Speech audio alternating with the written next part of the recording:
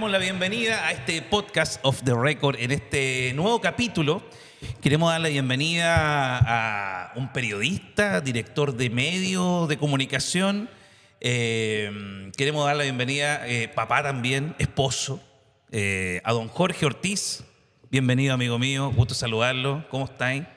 Muchas gracias, ¿Todo Carlos, bien? por la invitación, más en este espacio. Yo a ti siempre te lo he dicho, te valoro mucho porque yo te sigo tu carrera desde que yo era muy chico. De hecho, yo a mi mamá le decía alguna vez que quiero ser como el tío Harold. ¿De cuando hacías, te acuerdas? ¿Cuando hacías los programas en la noche o no? No, pero no hice tanto programa en la noche. Pero Hice un programa en la noche que me gustaba mucho que hacíamos en el mall. Sí, Fue muy bueno. Sí. Es que en esa época la tele se regaba más, creo.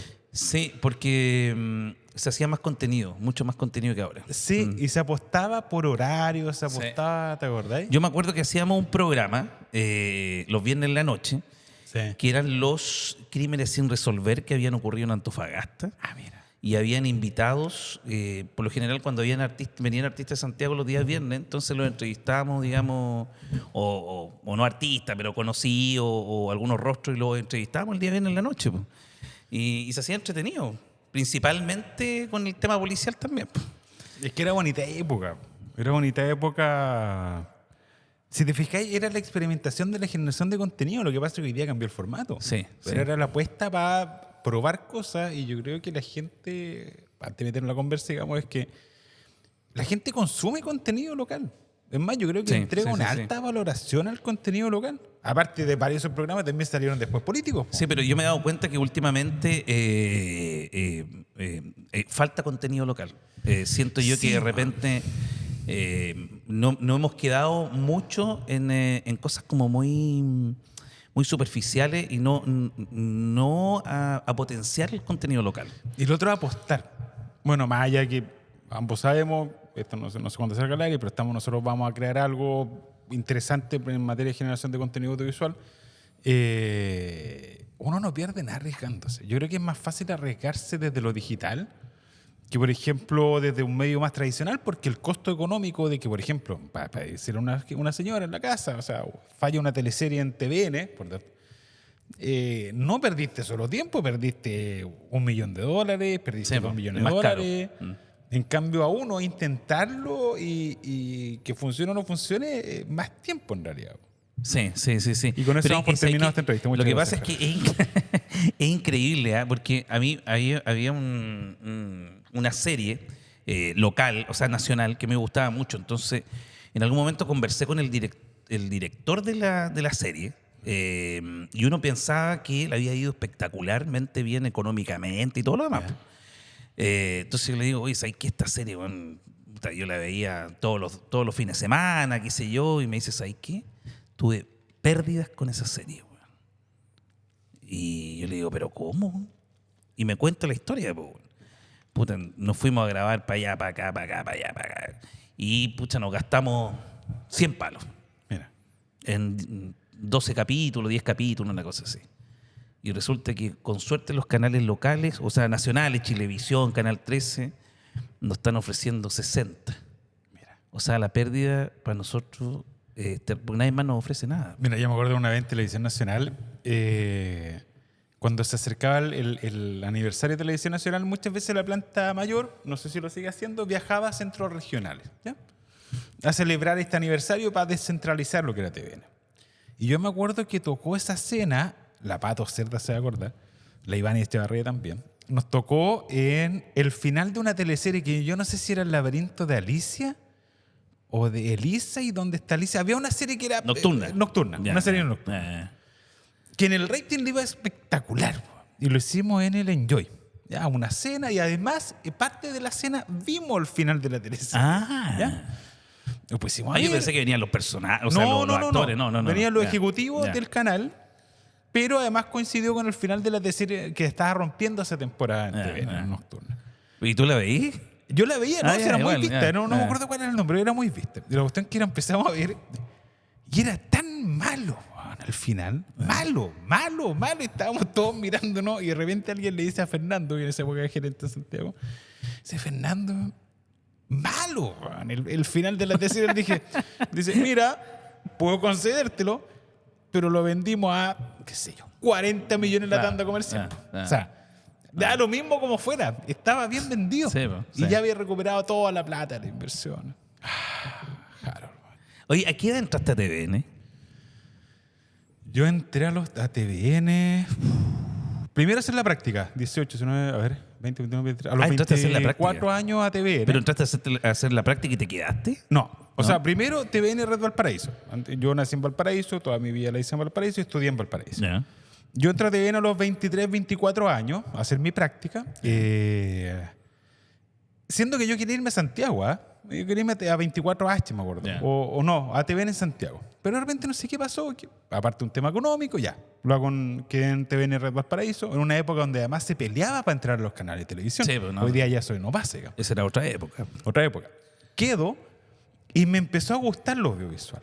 Ya. Y me pasaba que de repente hice mi práctica, les gustó lo que hice y me dicen, ¿sabes qué? Empieza a hacer reemplazo. Entonces te llamaban para esos horarios que nadie quería ir.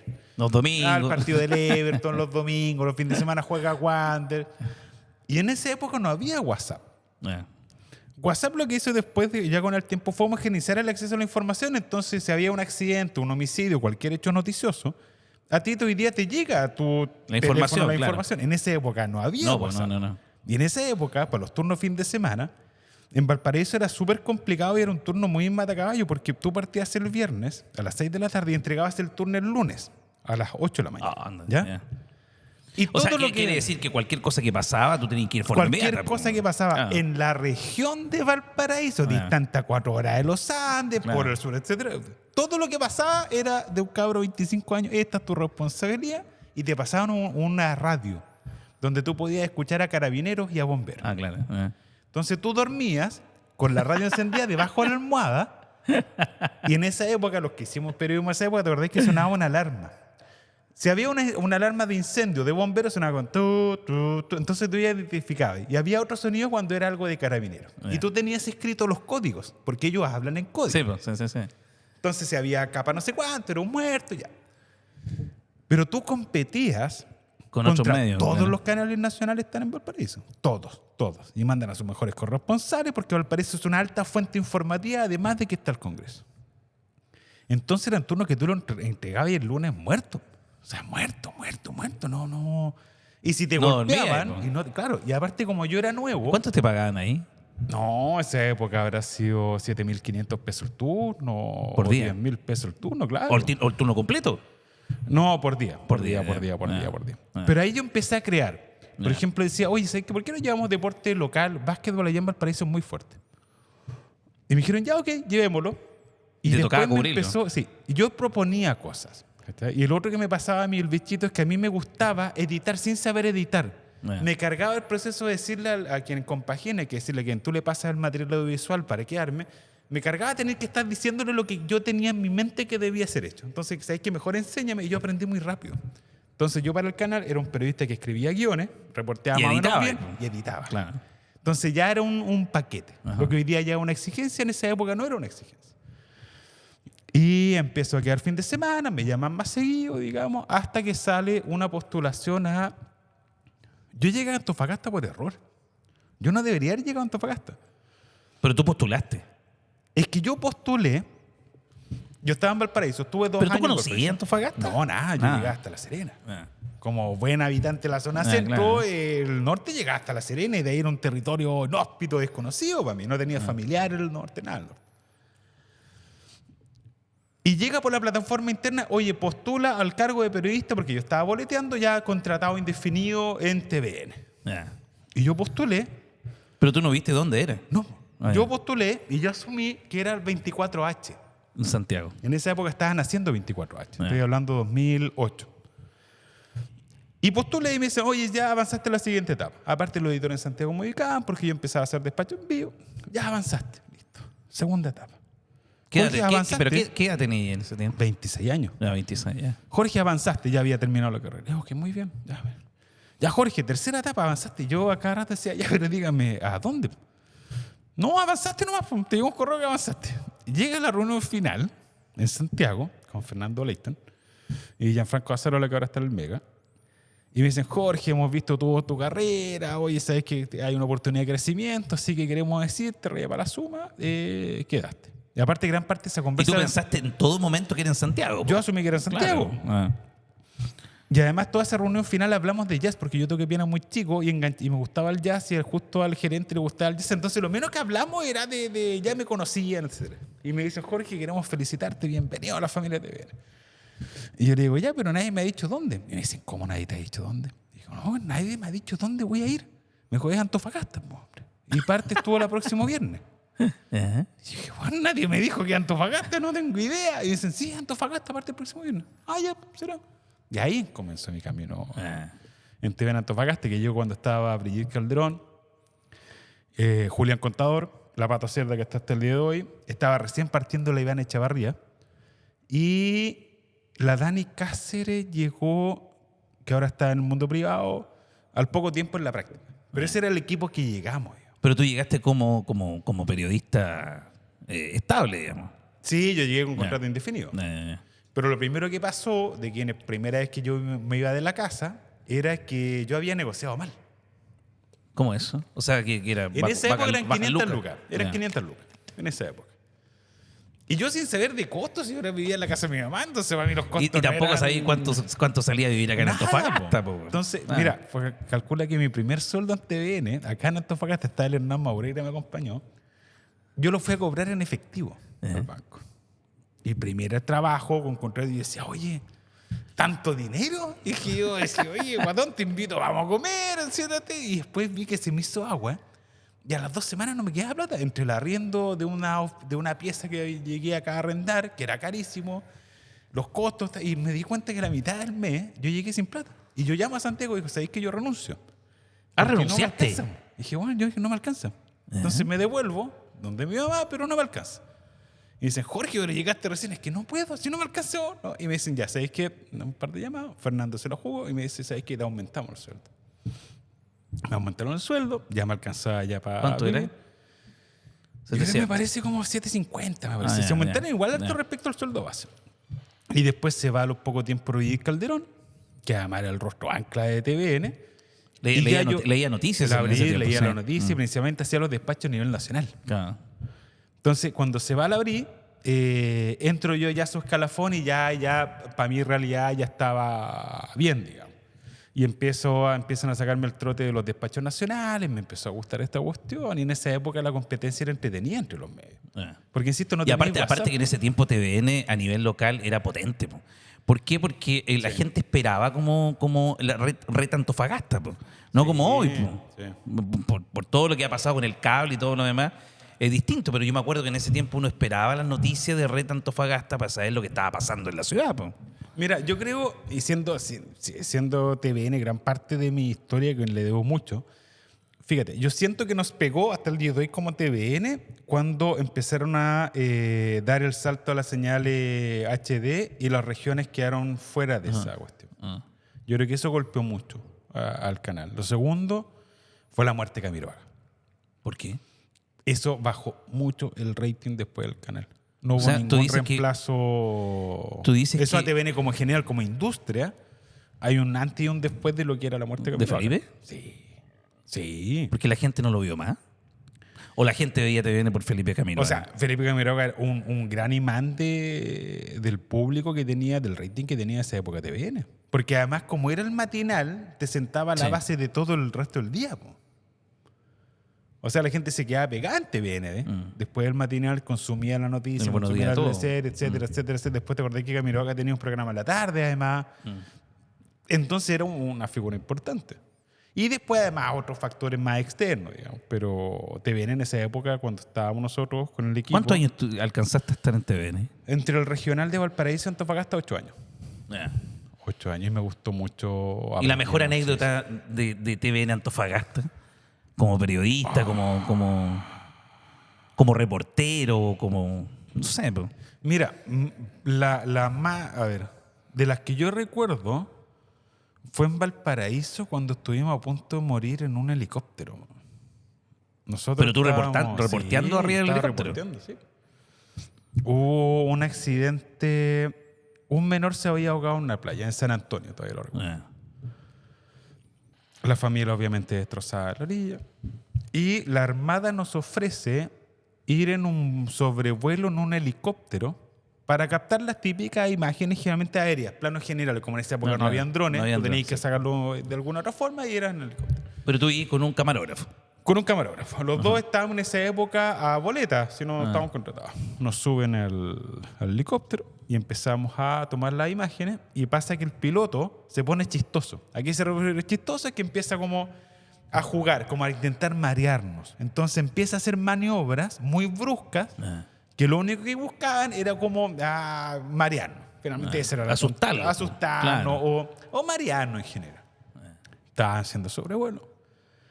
Y te digo, a los 5 minutos de haber hecho el sobrevuelo, empieza a hacer esas maniobras y de repente empiezan a sonar las alarmas del helicóptero. Y lo que yo igual, mientras pensé que nos estaban bromeando, nosotros estábamos hablando constantemente por el micrófono que tienen los helicópteros, digamos. Y de repente lo que más nos asustó es que los dos se quedaron callados. De nada. Estaban hablando y de repente suena hablando. Pero eran dos y ustedes dos. Piloto, copiloto y Ya. nosotros camarógrafo y periodista Ya. en el helicóptero. Listo, apagan las alarmas y siguen avanzando y de repente suenan más alarmas. Y ahí ya todos nos quedamos en silencio. Las alarmas se encendieron y nosotros empezamos a notar, lo único que nos informaron es que íbamos a volver a la base en el helicóptero y de repente empezamos a ver humo de cola. Oh, óndate. Empezamos a ver humo de cola y ya la situación es que ahí ya nadie hablaba.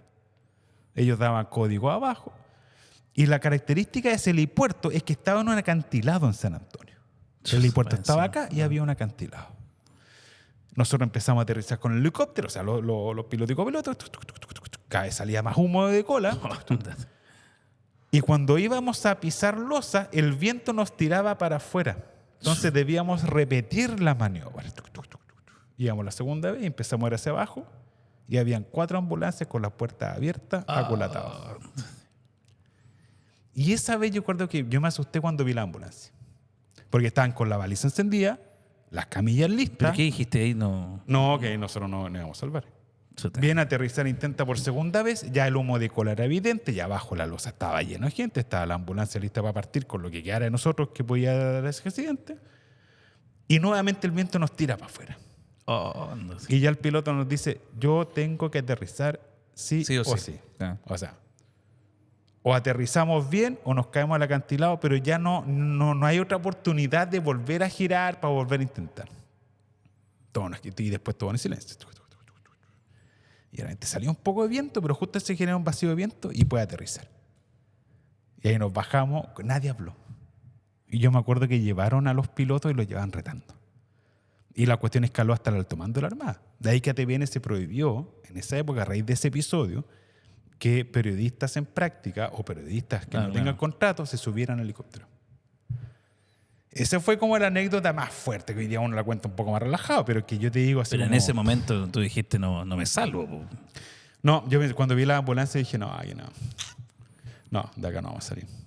¿Pero y qué hiciste? ¿Rezaste? No, ¿Cuál fue es la como, actitud? ¿sabéis qué calma dentro de todo? Era como ya escapaba a nosotros.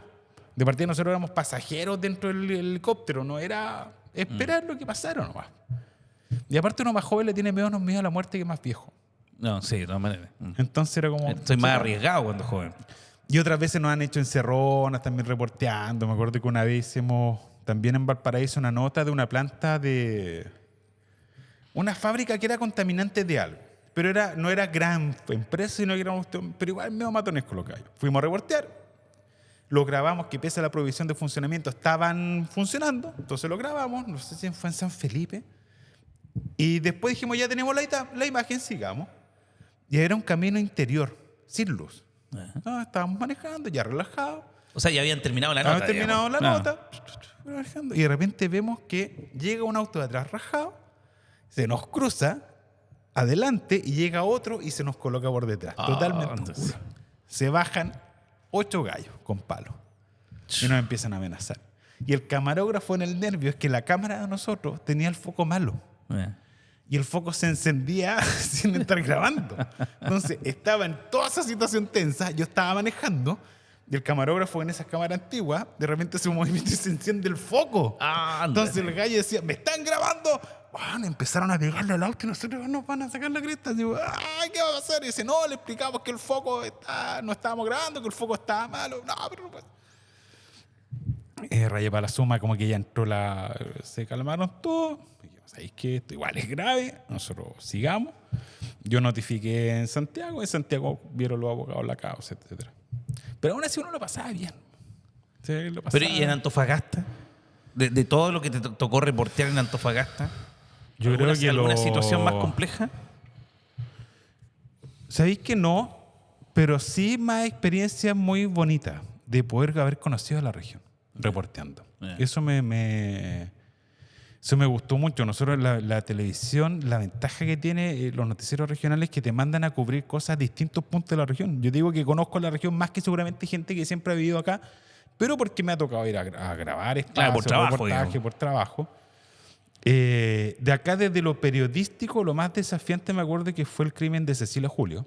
Sí, me acuerdo. Para todos los que estábamos en esa época cubriendo, fue un desafío desde la intriga policial que significa. Yo me acuerdo que el caso de Cecilia Julio, del cual después terminan falleciendo creo que los padres, al menos don Elvis, que era el papá, fallece, no sé si la mamá. Además había una tía de Cecilia Julio acá. Ese caso me marcó, yo creo que nos marcó a todos los que reporteamos en esa época. ¿Por qué? Acá. ¿Por Porque sentías el real, no, porque sentías real que algo que pudiera pasarte simplemente caminando en la calle. En esa época no estaba esa sensación. O sea, la gente que no sabe el caso, hay que recordar que ella pasó por Avenida Angamo, digamos, ¿no? Sí, sí. Era estudiante, pasó por Avenida Angamo y estaba este sujeto, no sé si me acuerdo, arreglando un auto o algo así, ¿no? Daniel Rojas Puli era parte de lo que era la empresa Audiocar. Ya, sí. Que recordemos que ya no existe y ahora se construyó un edificio como de 6 pisos. Claro, no, pisos. pero él aparentemente estaba arreglando un auto o estaba haciendo algo Bajo con la un excusa auto. que Claro. había un bus en Audiocar. Entonces, la tesis de la defensa, es decir, de Daniel Rojas Puli, el único imputado en la causa y condenado además a la causa presidio perpetuo, es que él le pide a Cecilia Julio que ingrese para ayudarle a sostener un capó. Ese capó se cae, claro, se mata claro. y se asusta y la entera. Una cuestión que era totalmente verosímil, digamos. Pero yo recuerdo que ese fue uno de los pocos casos policiales que no se veía desde el asesinato de Gemita Bueno. Ya.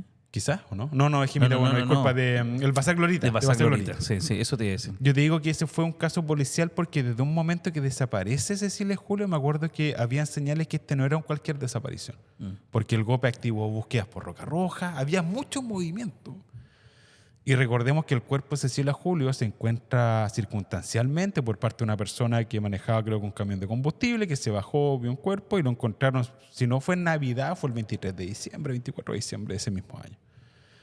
Y por todo lo que involucró, porque como te digo, fue la primera vez que uno ha dicho, podría haber sido yo, caminando por Angamo. O cualquier persona. cualquier claro. persona caminando Porque me por acuerdo que Angamo. no fue en la noche. No Fue en fue el día. tarde. No, o sea, fue en media tarde. Media tarde, claro. Po. Pero no fue a las 4 de la mañana. No, por eso te digo yo, De o sea, hecho, no- ella venía a compartir con una amiga en el edificio que estaba cerca y iba hacia la residencia universitaria. Claro. Fue en el transcurso de una cuadra. Claro, desde donde justamente, ella estaba ella- hasta donde vivía. Ella estaba en la residencia de la Universidad del Norte, ¿no? Sí. Claro. Yo me acuerdo que ese caso fue además de doloroso para la familia, me marcó en el reporteo. Y lo más anecdótico siempre fue Mejillones. A mí me encantaba ir a Mejillones. Juan Menares, quien no Sí, lo lo conozco. conocen, es un empresario turístico de Mejillones. Sí. Lo entrevistamos tantas veces en Chile Conectado, que era el programa que hasta el día, no sé si hasta el día de hoy sigue en TVN. Yo al menos me tocó que ya la tercera vez tuvimos que cambiarle el nombre, colocarle un gorro y lente, porque era tanto lo que Juan Menares te ofrecía como nota. Oye, ¿sabes que vamos a hacer un fogón en mitad de un barco y vamos a sacar? Y me tocó en Chile Conectado. Es que Juan Menares tiene más historia. Sí, yo lo Era grabé un en algún operador momento. turístico. Sí. Muy bueno en Mejillones, muy creativo.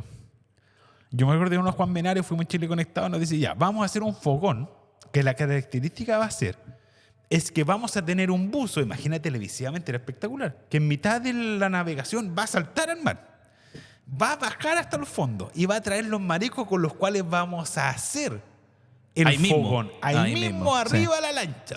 Sí. Todo partió mal sin verlo. Es cuando para hacer ese fogón tuviste que tirar 2 bidones de 5 litros de vino blanco.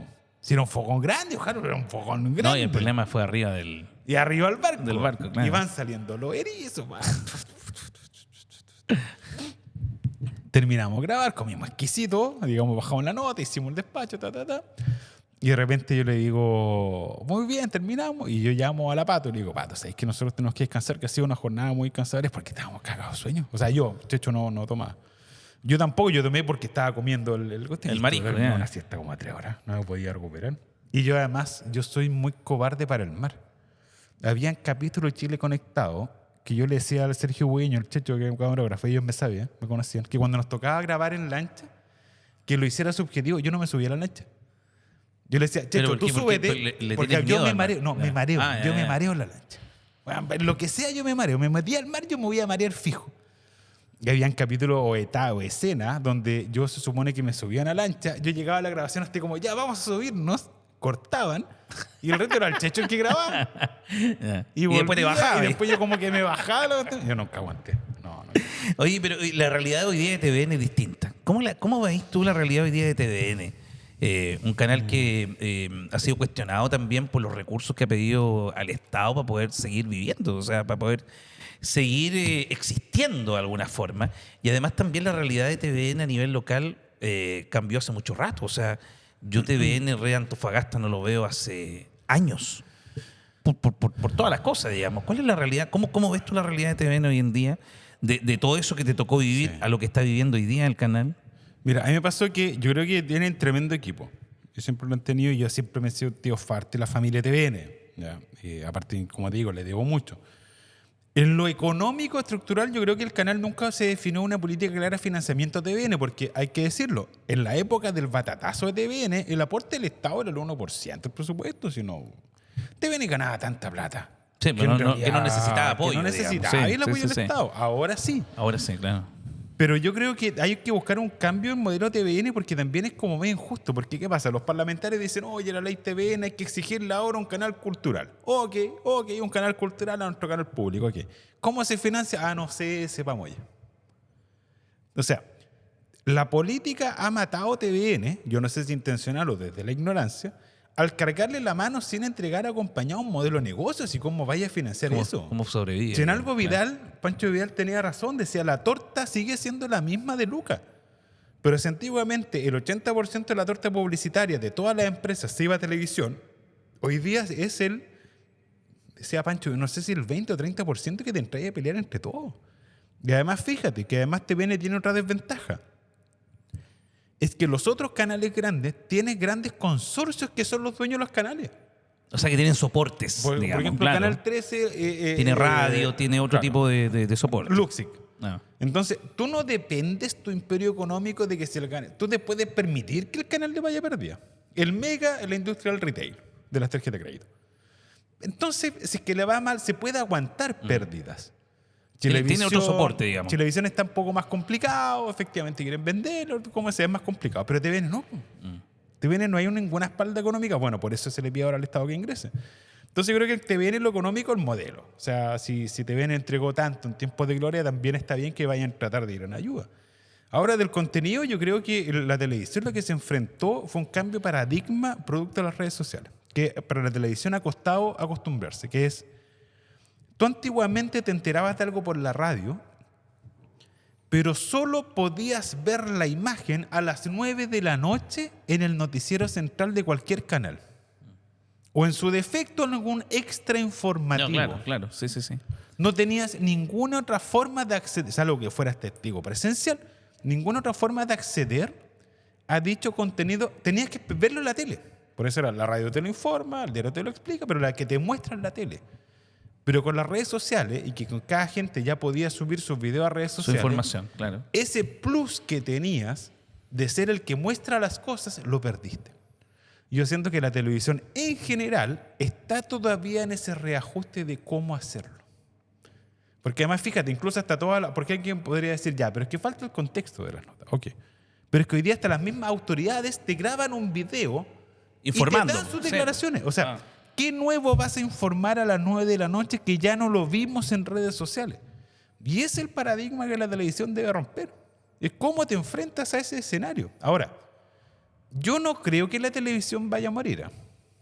Yo soy Pero, muy por ejemplo, escéptico. tú vives otra realidad con el timeline también. Sí. Hoy día el timeline tiene diferentes formas de comunicar también, ¿no? Es que nosotros fuimos nativos de lo digital cuando surge Timeline con el Pato Encina Figueroa. A quien le mando un saludo. Fuimos Que fueron socios en un Sí, principio en un y que principio. finalmente después Después, tú sigues solo. claro, sí. Ya. Pero con Pato siempre tan amigos. De hecho, Pato se va a sumar al nuevo proyecto que vamos a lanzar. Lo traemos de vuelta de Arica. Él hizo patria en Arica. ¿Cuántos años cumple el timeline?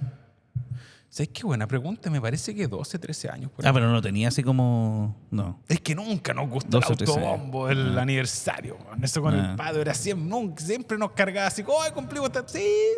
O sea, nuestro Pero hito igual fue... son 12, 13 años. po. Sí, o sea, nuestro Claro. hito fue el caso convenio, el caso de Democracia Villa, que se calzó con los 10 años de Timeline. Eso me acuerdo. Entonces este año debemos cumplir como 12. Ya llevan 2 años. O sea, cuando ustedes lanzan el caso convenio, Explota, era cumplen nuestro 10 año y ¿no? cumplimos 10 años. Sí, fue ¿Y nuestra cómo, forma cómo de se genera el celebrar. caso convenio, Jorge? ¿Cómo sale el caso convenio que finalmente fue como a darse a conocer a nivel Sí, nacional. nacional o sea, y internacional, sí, internacional, nosotros- claro? De hecho, a raíz del caso convenio, a nosotros nos dan el Premio Nacional de Excelencia Periodística, que en 20 años que lo entrega el Alberto Hurtado jamás se había entregado a periodistas en regiones. Jamás. A Jonathan Mondaca y a mí. O sea, en tú reconocimiento estuviste del en medio. México también. Nos invitan como medio a la Conferencia Latinoamericana de Periodismo e Investigación en México. Tuve una semana en México solamente para exponer 15 minutos o 20 minutos el caso con un panel donde tú compartías con La Nación Argentina, CNN Atlanta, que era invitado en ese año, o sea, con los medios más grandes de Latinoamérica, estábamos nosotros y éramos los únicos chilenos. Pero ¿cómo te llega la información de que se está generando este tema de convenio que todavía ni siquiera se cierra? Que lo que pasa es que incluso nosotros- hoy día yo veía en el timeline que salía el tema de la diputada también, o de la ex diputada. O sea, sigue diputada ya con esperando los Desaforada, últimos ¿no? trámites para desaforar y formalizar. Claro, ¿cómo les llega la información o cómo investigan o cómo se Lo sabe? que pasa es que el caso de Democracia Viva tenía una cuota de definición editorial que era necesaria y difícil de abordar. ¿En qué sentido? Cuando nos llega la información que posiblemente habían convenios entre Daniel Andrade, pareja de la diputada Pérez, o entonces pareja, y él mismo, donde está Carlos Contreras, lo primero era que Jonathan Mondaca logró asertivamente dar con los convenios. Nadie sabía de los convenios.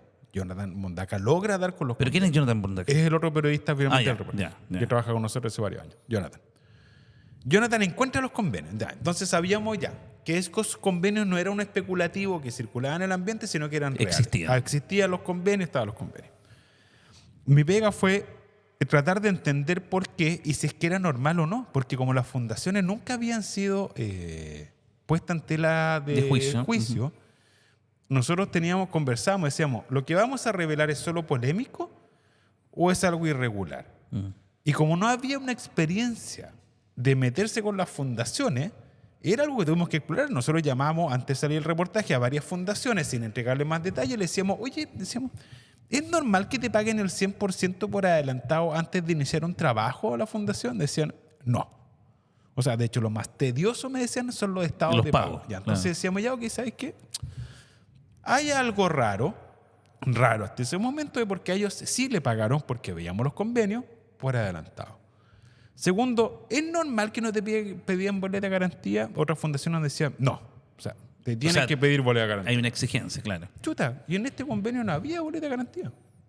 Después dice, oye, ¿y es normal además que no tengáis que tener tanta experiencia? No. Entonces ya habían tres hits que nosotros decíamos, ¿sabéis qué? Ya, Hay algo raro.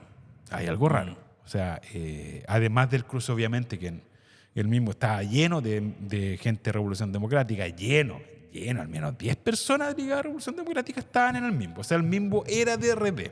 ¿Ya? Entonces, ya con toda esa información, nosotros empezamos el día del reportaje, que se lanza un día viernes, a consultar a las partes. Contactamos a la diputada Carolina Pérez, a Daniel Andrade y al MIMBO. Nosotros tenemos esta información, la vamos a publicar, pero lógicamente, como buen ejercicio periodístico, tú tienes la oportunidad de en el mismo reportaje tener tu versión, Claro. sea cual sea. Pero nosotros ya teníamos todo armado, o sea, la nota estaba lista, era solamente un anexo con la... Y me acuerdo que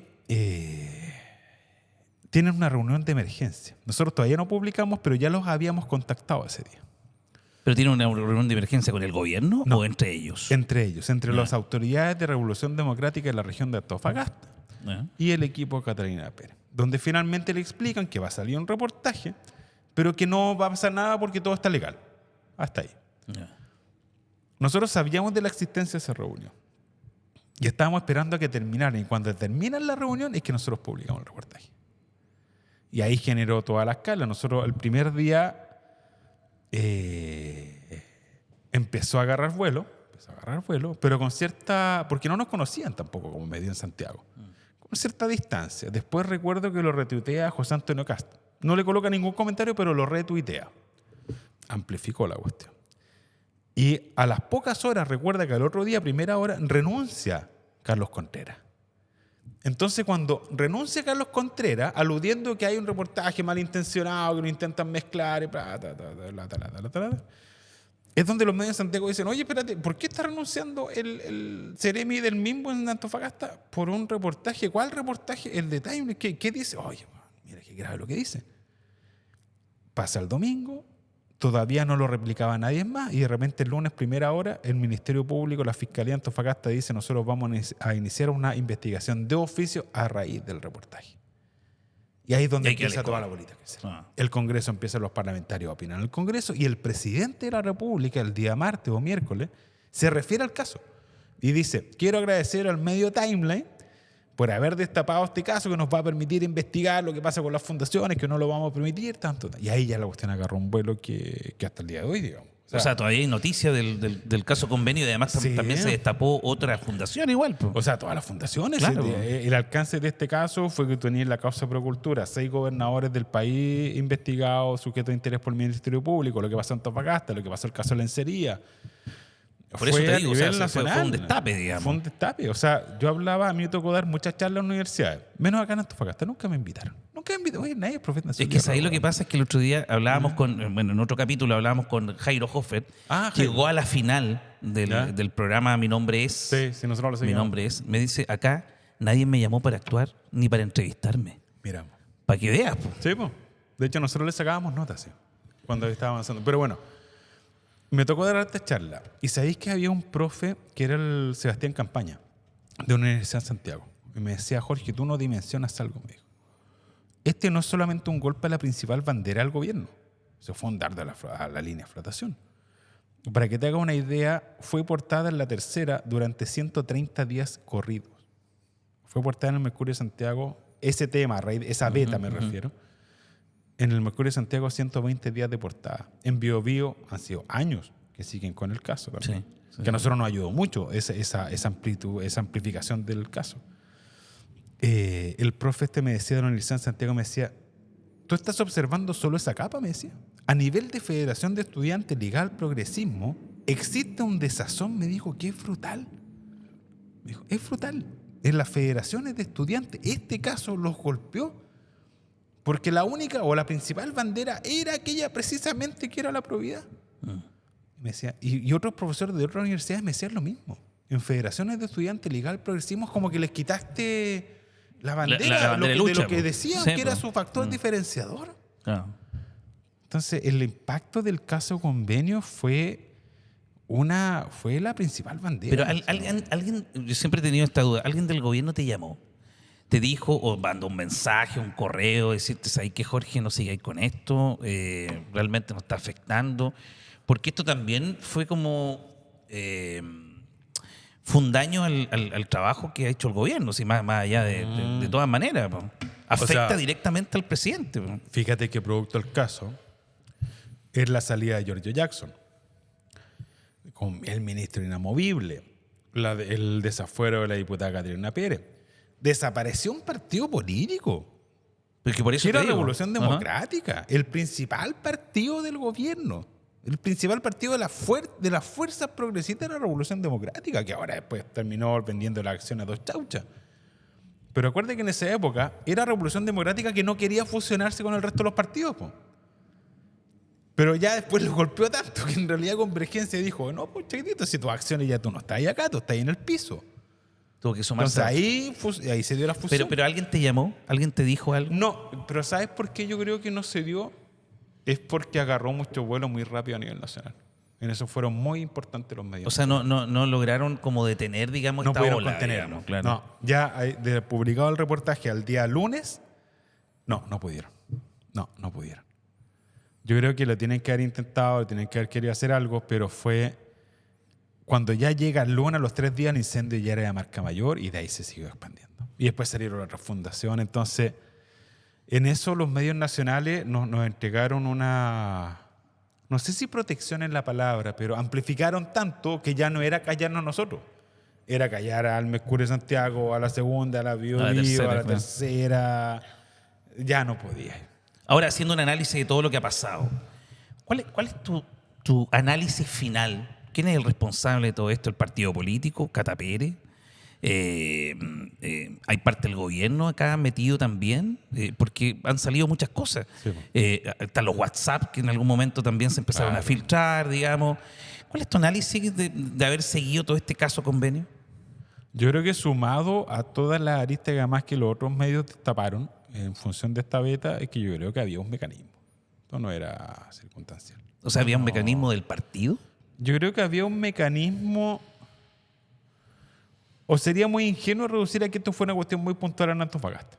Yeah. De partida, además, los casos así lo demostraron. O sea, algo había respecto a un diseño estratégico para facilitar el traspaso de dinero a fundaciones.